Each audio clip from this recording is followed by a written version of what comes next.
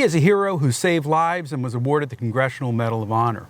A massive army barracks in Germany was named after him, as well as a military training center here in his hometown of Chester, Pennsylvania. He was featured on the History Channel, and his high school class voted him best looking. And despite all of these well-deserved accolades, his headstone is not clean. I am here to fix that.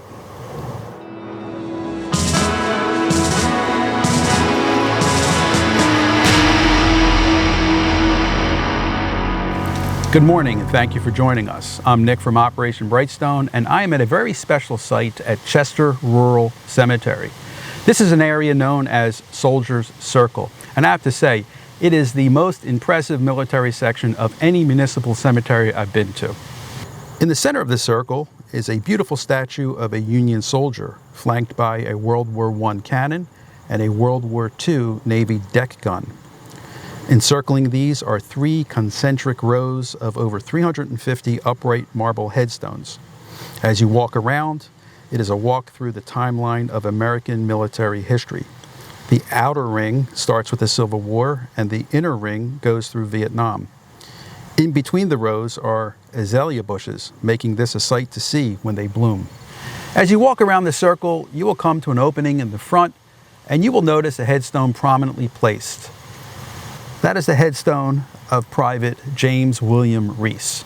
You will also notice 2 other things.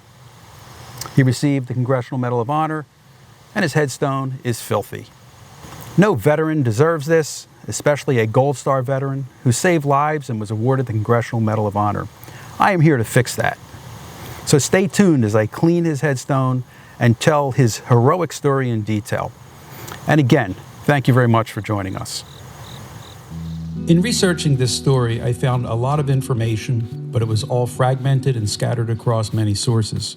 There was no publicly available source that pulled it all together. That's what I hope to do here. I must apologize in advance for the great detail that I'm about to present, but it is all important, and there was no other way to do justice to the extraordinary life and legacy of Private Reese. James William Reese was born on April 16, 1920, in Chester, Pennsylvania, an industrial town not far from Philadelphia. He was the middle child of Howard Marion Reese and Helen Kaplan Handley. His older brother, Howard Sr., was born 2 years before him, and his younger sister, Marjorie, 2 years after. His father worked as a tobacco company salesman and a county inspector. The family lived in a comfortable row home that still stands today. He went by his middle name William, as his friends and family called him Bill. He entered Chester High School in 1934, where he would become quite popular. He was the football team's manager because he was too small to make the team, but his short stature did not hold him back with the ladies. He was voted best looking in the class. Classmate Bob Finucane, who later became an award-winning sports journalist, described Bill as, and I quote, a good-looking kid who would start the girls drooling when he'd drop into Boyd Drugstore on Friday night for a milkshake. Bill was an active member of both the math club and the science club, excelling in both subjects. His yearbook states that he was often seen in the physics lab. But he wasn't just a smart, pretty boy. He could hold his own in a fight. William Pennington, a friend who was drafted with Bill, is quoted saying, "He'd tackle anything or anybody. Believe me, he'd tear into anyone." For the most part, he was calm, cool, and collected. His yearbook page states that he moves with deliberation. I mention all these attributes because they led to his role in the Army and the actions for which he was awarded the Congressional Medal of Honor. After high school, he worked as a shipping and receiving clerk at Baldwin Locomotive Works. This company manufactured not only locomotives for the war effort, but also tanks, including the Sherman M4. Reese registered for the Selective Service in July of 1941 and was inducted into the Army 4 months later, less than 3 weeks before the attack on Pearl Harbor. Private Reese was assigned to the 1st Infantry Division, also known as the Big Red One. This was the oldest Army division with extensive training for large-scale operations.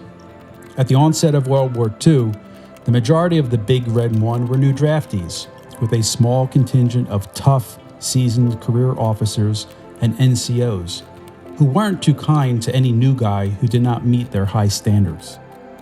Private Reese completed his basic training at Camp Lee in Virginia and amphibious assault training in Florida.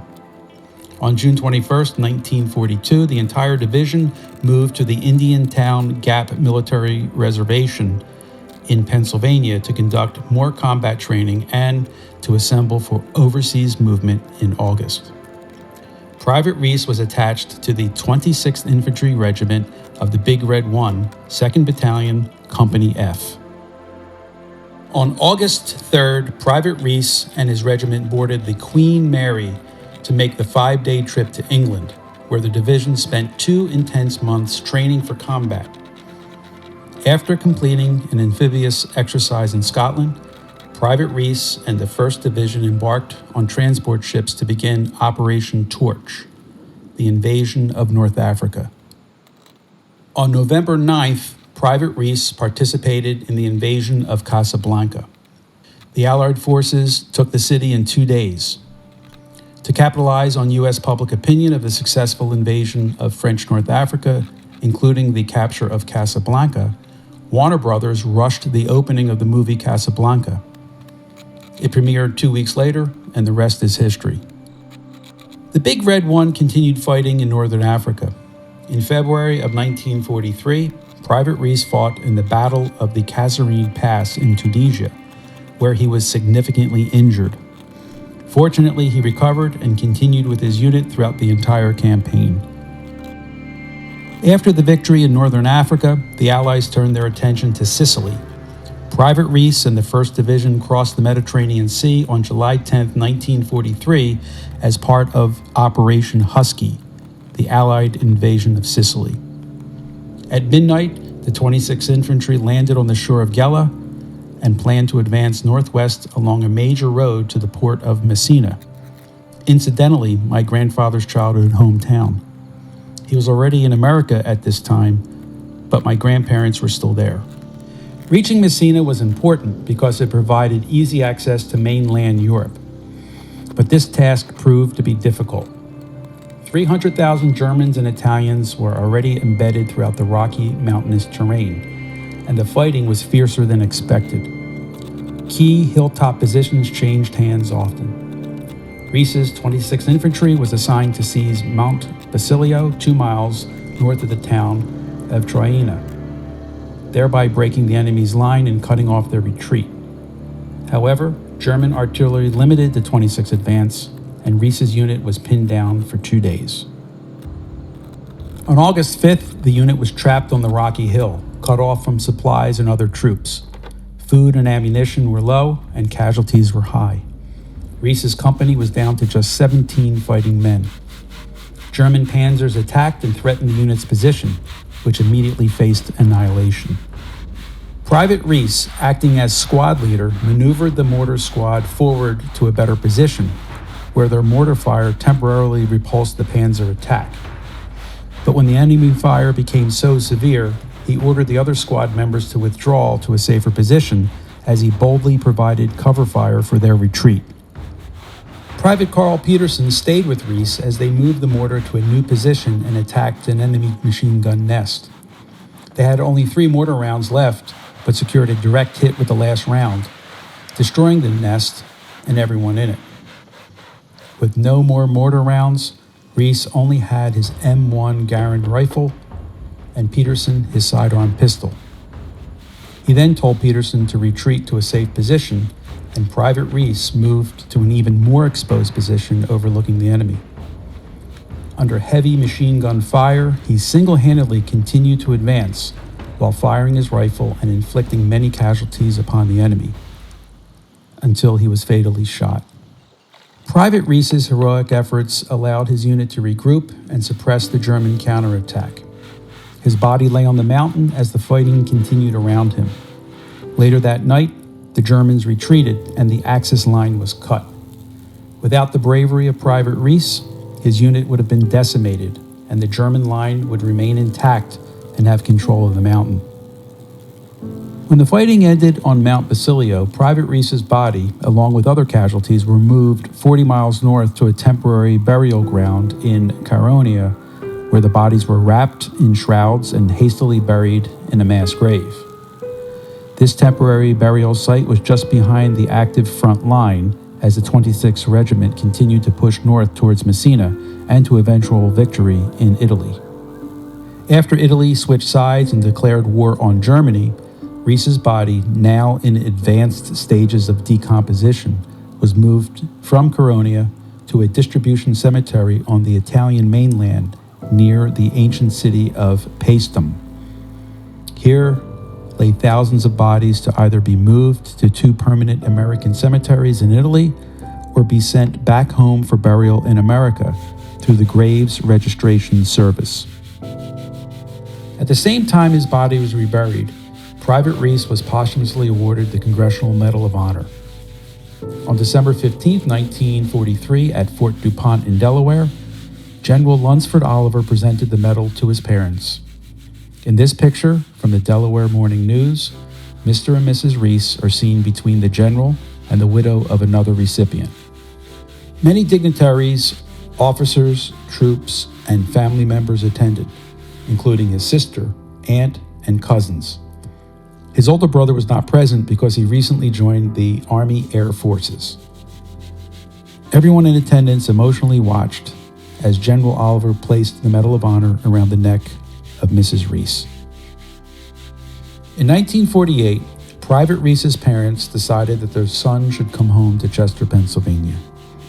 Along with thousands of other fallen heroes, his body was placed in a specially designed casket and loaded onto the United States Army transport ship named the Carroll Victory to make the journey home. The bodies arrived at Pier 3 of the Brooklyn Army Base on July 7, 1948. After memorial services were held on the pier, Private Reese's body was picked up by the local undertaker in New York City on August 5th, exactly 5 years after he lost his life. Private Reese came home to a hero's welcome. His family requested that the local American Legion post conduct his funeral. His flag-draped coffin lay in state at the Stevenson post for 2 days, while honor guards from the local National Guard stood 24-hour watch. His funeral procession started at 10 a.m. August 7, 1948. Hundreds lined 7th Street as the cars carrying politicians, dignitaries, and family members followed the hearse to St. Michael's Catholic Church for the High Requiem Mass. After the service, the American Legion led the 1-mile procession to Chester Memorial Cemetery, again passing hundreds of onlookers. As the hearse pulled up to Soldiers Circle, 8 pallbearers, all childhood friends and veterans, carried the casket to its third and final resting place. Hundreds crowded around the gravesite, including dignitaries and grateful citizens. Making the trip from New York was Private Reese's company chaplain, Father Stevens, and his company commander, Captain John Kelly, still limping with a cane from an injury sustained during the same battle that took Private Reese. A full American Legion ritual took place at the site you are looking at now. Several eulogies were read, and a committal service was performed by 2 priests, both World War II chaplains. As an honor guard held the American flag over the casket, a 7-man rifle squad fired 3 volleys, immediately followed by a bugler playing taps. The flag was perfectly folded and presented to Mr. and Mrs. Reese, who then witnessed their young son being lowered into the ground. The mayor of Chester declared the day of the funeral a day of public mourning. All flags were flown at half-staff, and citizens were encouraged to display the national colors. Public interest in the life and legacy of Private Reese did not end on this day, and tributes continued.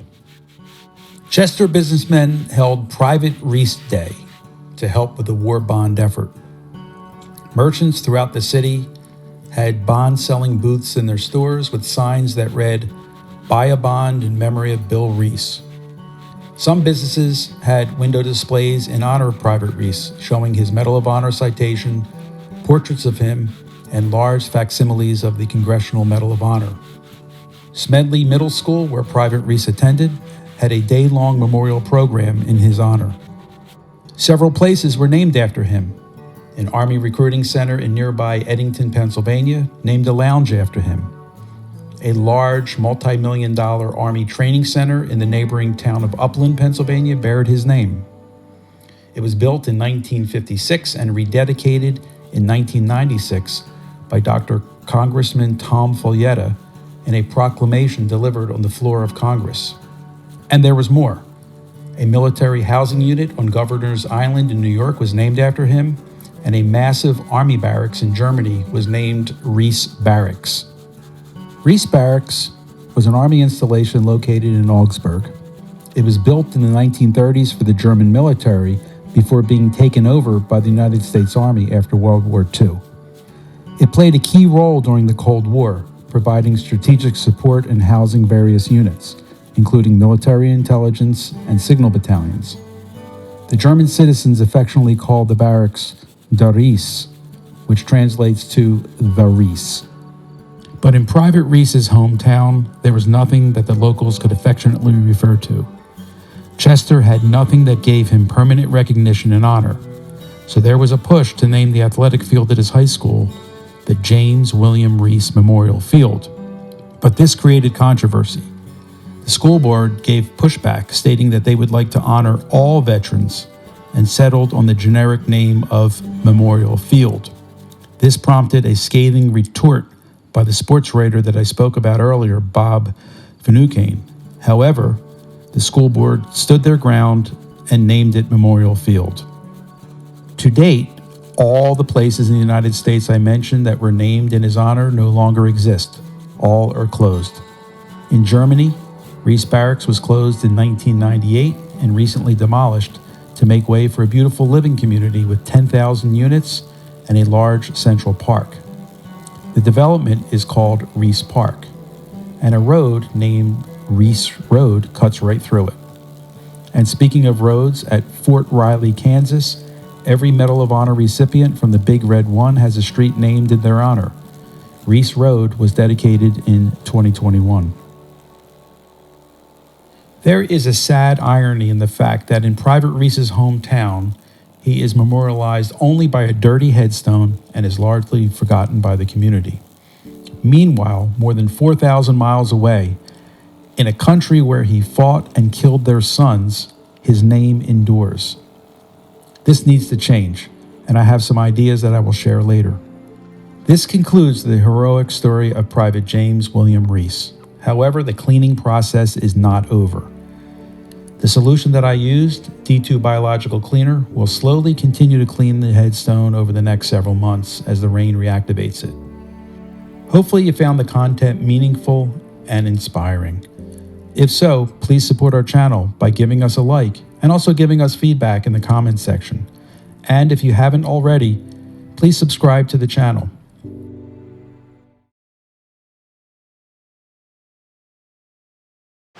Hello, it's 9 months later. We're back here at Soldiers Circle. The azalea bushes are out. It looks beautiful, and so does the headstone of Private Reese. It is almost near white, and you can see the veining in the marble, and it looks great, and it's certainly what he deserves for his heroic efforts. But I don't think we're done. I really think that the people of Chester, the community of Chester should do something to honor him beyond just a headstone, perhaps a plaque somewhere. I'm too busy to really spearhead this, so I'm just making a shout out to anyone who would want to get involved. I do know that the stadium for the Philadelphia Union, which is the Major League Soccer team, is not too far from here. They actually play in the city of Chester, which is right outside of Philadelphia. They do have, at least in the past, they have a Veterans Night where they honor veterans, so maybe they can incorporate Private Reese into that sort of thing, or maybe even a plaque at the stadium. That would be a nice thing to do. I'm just throwing it out there just as a suggestion. As far as our efforts, we're going to wrap this one up. I think it turned out great, and I'm very satisfied, and hopefully you enjoyed his story and found it meaningful. And if you did, please be sure to like, subscribe, and comment on our videos. It really helps the channel. And also, if you can shoot us a little donation, that helps as well. So I'm here to put the flags back in, and I'm signing off. Thanks for watching to the end. Take care.